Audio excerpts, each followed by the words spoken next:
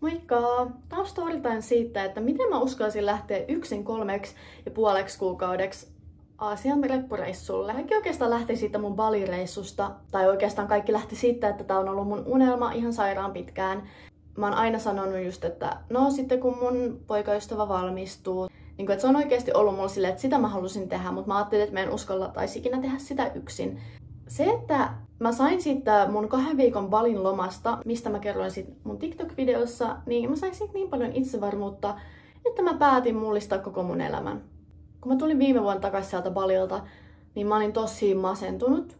Ja se mun sen hetkinen elämäntilanne, vaikka mä en ennen sitä reissua ajatellut mitenkään, että se olisi mitenkään huono tai silleen, mä olin tosi toksisessa työpaikassa, mistä tavallaan mä en saanut niin paljon rahaa, että mä niin kuin rahallisesti olin koko ajan myös kiinni vähän siinä mun kumppanissa. Sitten mä vaan jossain vaiheessa sain jonkun pakkomieltä ja mä olin että hei, että no mun on nyt pakko vaihtaa työpaikkaa, että mä en saa säästöön tästä mun työpaikasta, että mä menen minne vaan töihin.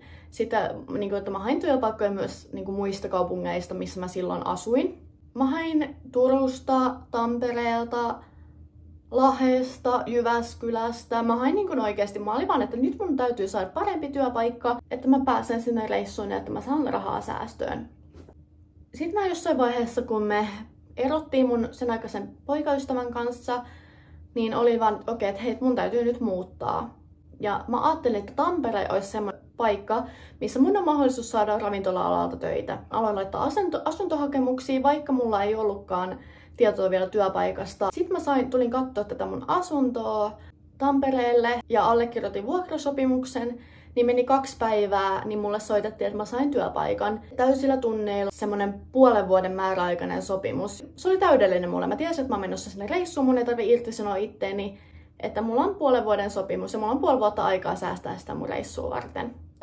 Mä vaan luotin siihen, että mä vaan sanoin, että en mä oo niinku jäämässä työttömäksi, että se ei ole niinku vaihtoehto.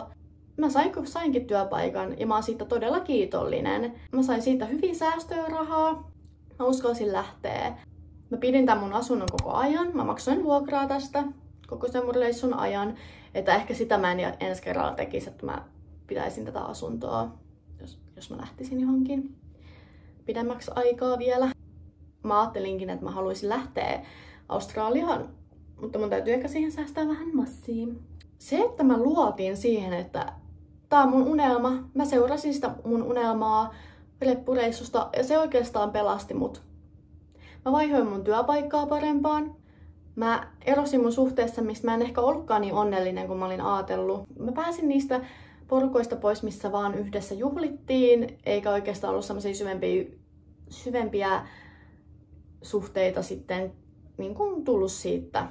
Mä lopetin sellaisen viikonloppuna juhlimisen, koska mä koitin säästää rahaa. Ja mä en tunne täältä Tampereelta kauheasti ihmisiä. Mä olin oikeastaan aika paljon kotona. Joogasin. Olin itseni kanssa ekaa kertaa elämässäni.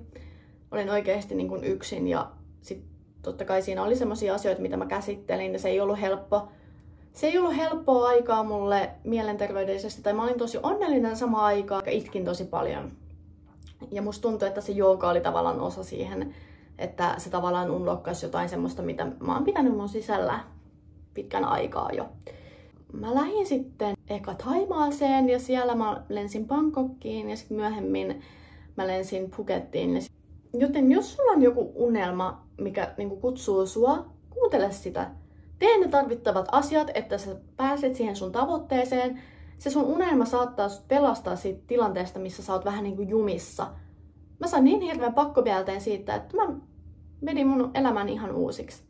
Ja se on ollut kyllä tosi hyvä päätös. Mä palasin sieltä reppureissulta, on aika kliseistä, mutta mä palasin sieltä reppureissulta ihan erilaisena ihmisenä, kun mä lähdin.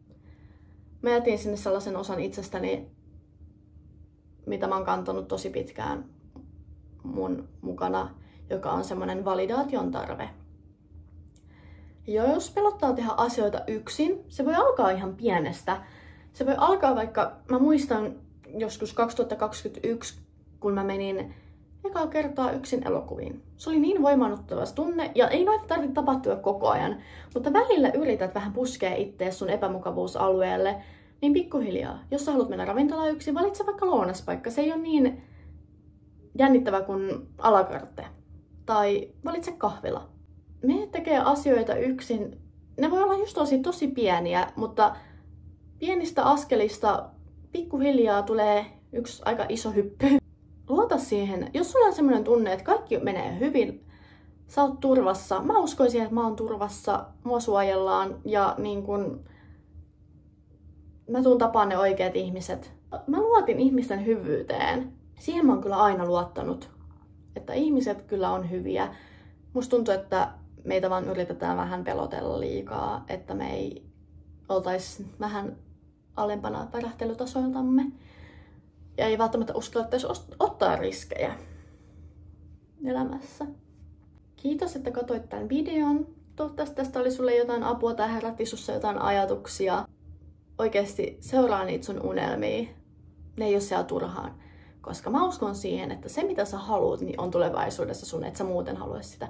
En mä esimerkiksi haluaisi olla mikään lentokoneen kapteeni, koska ei se ole mun unelma, ei se ole niinku mua varten. Mua varten on elämä, vapaampi elämä niin kuin matkustelussa, nähdä mahdollisimman paljon maailmaa ja kulttuureja. Paina tilaa nappia ja tykkää tästä videosta, jos tykkäsit tästä videosta. Ja nähdään sitten ensi videossa. Moi moi!